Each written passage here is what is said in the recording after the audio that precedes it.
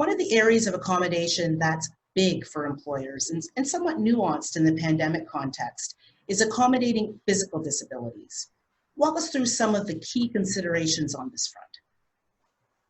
Sure, Laura. Well, as you said, as a starting point, accommodating physical disability is something that many employers have experience with already. And during the pandemic, employers are going to have all the obligations Joel outlined in terms of accommodation that they would have followed before. But they're also going to have to consider the existence of new conditions, COVID-19 specifically, and conditions that may have been exacerbated during the pandemic. So in addressing accommodation of physical disabilities, employers should note that disability is broadly defined and captures many types of conditions.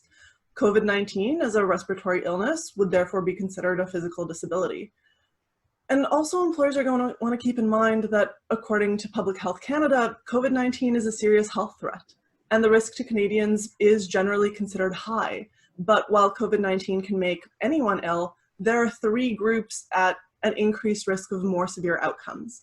And those are individuals who are older, which Iwana will discuss later in the segment, those with compromised immune systems that lead to an inability to fight off infections, which can occur because of illness or immune suppressing medications, among other causes.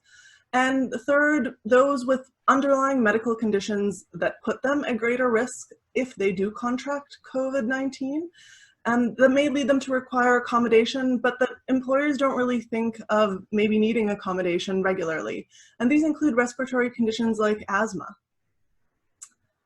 Employers are also going to have to consider that employees in these particular categories may have worries about getting COVID-19 because they are going to be at a higher risk if they contract the virus, and this may trigger more accommodation requests.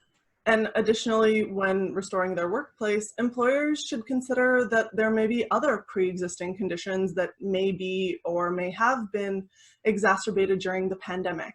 So as we discussed on day one, a lot of employees just picked up and left the workplace and went to work from home arrangements where they may not really have a properly ergonomically configured home office, for example, which may lead to joint issues, back issues, neck issues getting worse.